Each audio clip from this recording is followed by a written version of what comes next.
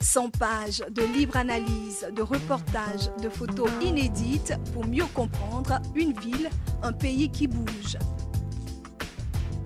Ici à Abidjan, votre magazine numérique gratuit disponible tous les mois. L'Afrique avance ici, Abidjan innove. Bonjour à tous, je reçois Fulbert Kofi, journaliste chargé de la communication de l'ONG Akendewa, la plus grande communauté web en Côte d'Ivoire. Fulbert Kofi, bonjour. Bonjour. Merci de répondre favorablement à notre invitation. Pourquoi dit-on que Akendewa est la plus grande communauté web en Côte d'Ivoire? Akendewa est la plus grande communauté web en Côte d'Ivoire parce qu'elle rassemble le maximum, on dirait, d'adhérents et tous qui, en fait, utilisent Internet. Et on peut estimer à combien ceux qui composent cette communauté web-là? En membres actifs, parce que nous, on fonctionne plus sur le net. En membres actifs, nous sommes autour de 500 qui, chaque jour, quand on a des événements, voilà, prennent part.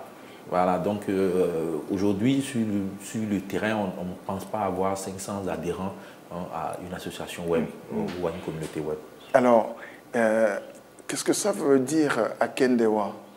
Akendewa, en langue akan, sinon on ne peut pas dire baoulé, qui veut dire l'araignée. Mais là, nous, l'image, sinon l'illustration, c'est la toile d'araignée. Donc Akendewa est une très grande toile à l'image du web. Cela dit, je parlerai avec vous de votre initiative, la brigade numérique. Mais dites-nous, je dois dire aussi, vous êtes le père de ce qu'on appelle aujourd'hui en Côte d'Ivoire, vous êtes le père du titrophone. C'est quoi le titrophone? Le titrophone, en fait, est une application qui vient répondre à un problème qui, depuis, moi, j'ai rencontré ce problème depuis tout petit parce que moi, j'ai fréquenté à l'intérieur du pays et j'ai vu que l'intérieur du pays a un décalage quant à recevoir les journaux. Donc aujourd'hui, cette application permet de recevoir les titres des journaux et même de l'information après via votre téléphone. Très bien. Alors maintenant, nous allons parler de la brigade numérique, de cette brigade numérique. D'abord, c'est quoi? Pourquoi l'avez-vous initiée et depuis quand? Ok. L'idée de la brigade numérique est venue du fait que nous avons fait un constat. Aux dernières élections de 2010, nous avons vu que la Côte d'Ivoire s'est déchirée, sinon s'est entretuée, mais les jeunes étaient quand même au premier loge de cette tuerie-là. Et donc cette année, c'est-à-dire en 2015, on s'est dit, il faut pouvoir renverser la tendance. Il faut faire de telle sorte que les jeunes en fait, prennent les devants pour ne plus qu'il y ait de violence. Donc, avec les partenaires tels la POICI, qui est la plateforme des opérateurs pour les élections en Côte d'Ivoire, le NDI, le National Democratic Institute, et le bailleur, ce qui est l'USAID, nous avons mis en place une brigade composée de jeunes filles comme de jeunes garçons qui, en fait, vont relayer la bonne et la meilleure information pour des élections apaisées en 2015. Et comment fonctionne-t-elle, cette brigade-là? La brigade fonctionne un peu comme une brigade normale. Une brigade normale, mais sauf qu'elle n'a pas d'armes. La seule chose, c'est qu'elle désarme. Ces armes, c'est le téléphone. C'est le téléphone, tout à fait. Ce sont les applications qu'elle utilise. Ce sont ses messages et toujours des messages de paix, que des messages de paix. Parce que cette année, c'est-à-dire pour ces élections 2015, on ne veut plus accepter que les jeunes soient au devant de la violence. Et donc, on voudrait désarmer déjà les jeunes, mais toute la population à travers cette brigade. Est-ce que vous êtes déjà entré dans la phase active de votre projet?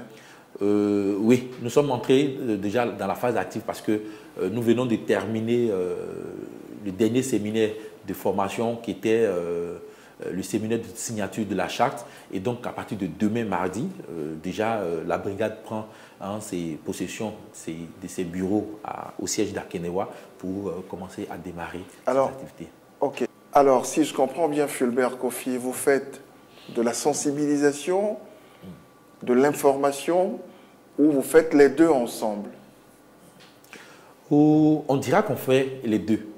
c'est-à-dire de la sensibilisation, sensibiliser les jeunes pour qu'ils laissent le chemin de la violence, mais en même temps informer, donner de l'information juste, parce que quand on parle d'information juste, on sait tous qu'en Afrique, particulièrement en Côte d'Ivoire, que pendant les élections, c'est-à-dire la période électorale, il y a trop de rumeurs.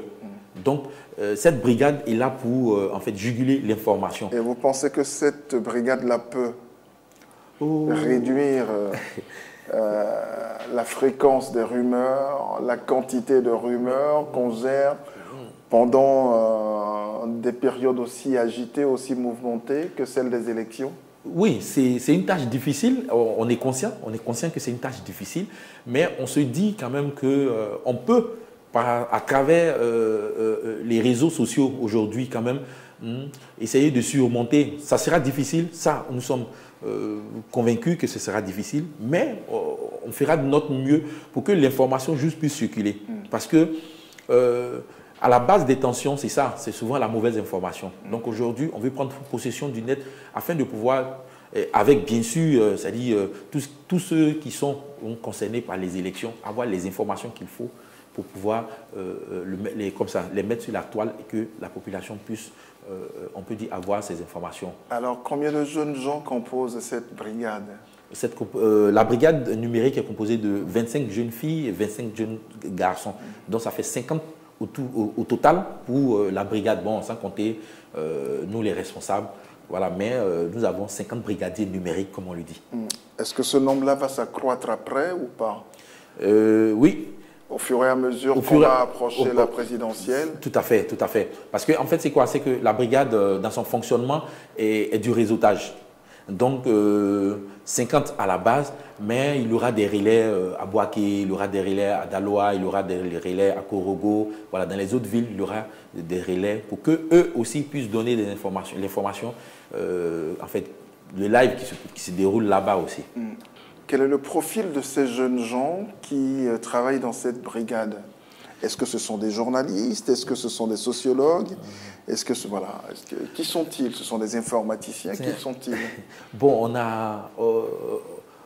tout le monde se retrouve dans cette brigade. On a des étudiants, on a des travailleurs. Hein, il y en a qui déjà travaillent, se retrouvent dans cette brigade. Et ils ont le temps de se consacrer à cette activité-là? Voilà où c'est intéressant parce que pour une fois, les jeunes se décident. Et les jeunes se sont décidés à accompagner les élections dans leur pays. À travailler bénévolement ou ils sont rémunérés? Non, ils travaillent bénévolement. Et ça, c'est du travail bénévole.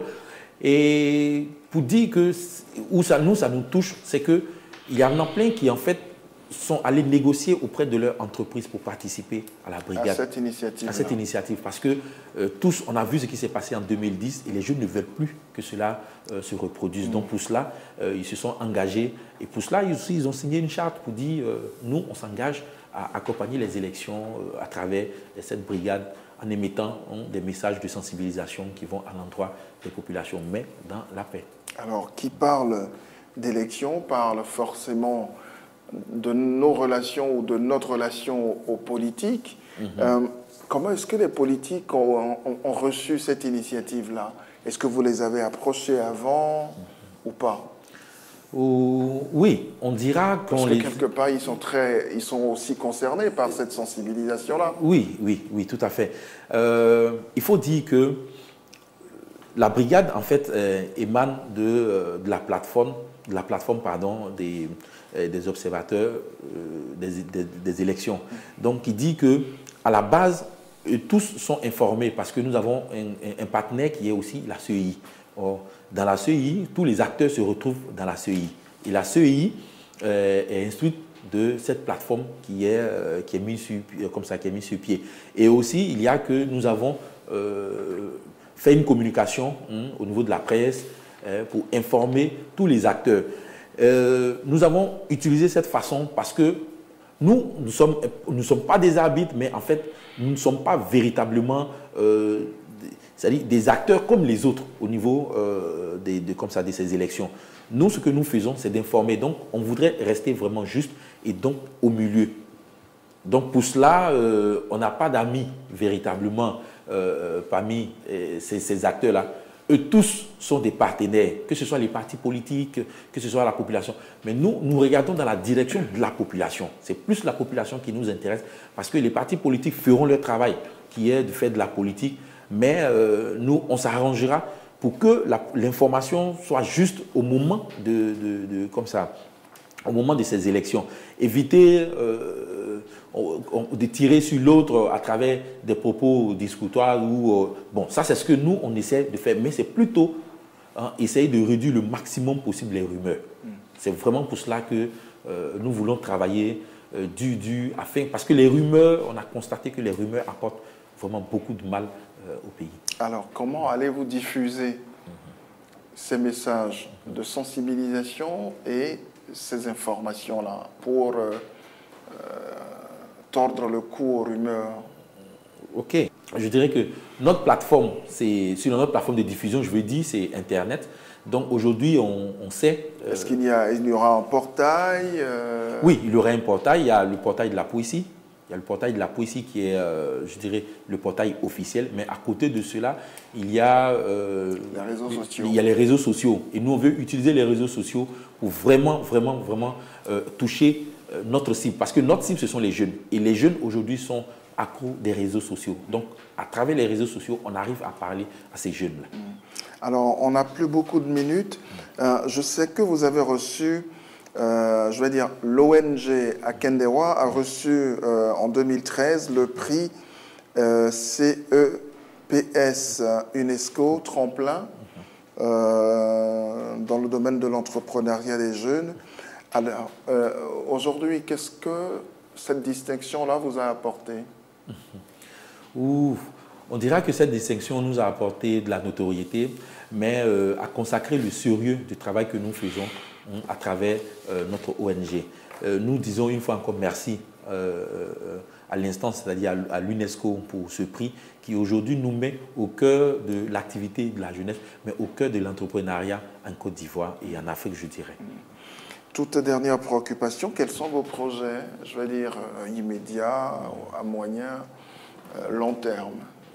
Au niveau d'Akenewa, il y a que tous les week-ends, nous avons nos matinées Kaku Anwanze, qui en fait est une rencontre où toute personne peut venir. Kaku Anwanze. C'est l'araignée dans le, voilà, dans le livre de Bernard Dadier. Dadier, c'est ça. Voilà, donc pour dire que nous ne sommes pas loin de la réalité. De la tradition. De la tradition aussi, oui. Et donc chaque samedi,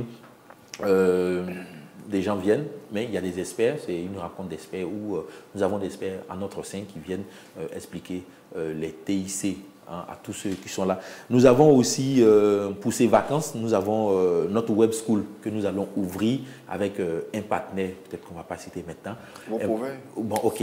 Nous avons Cestia, qui est une grande école, voilà, et avec laquelle nous avons tissé un partenariat et nous allons ouvrir notre premier web school, ouais, qui dit c'est une école du net, si on peut l'entendre comme cela.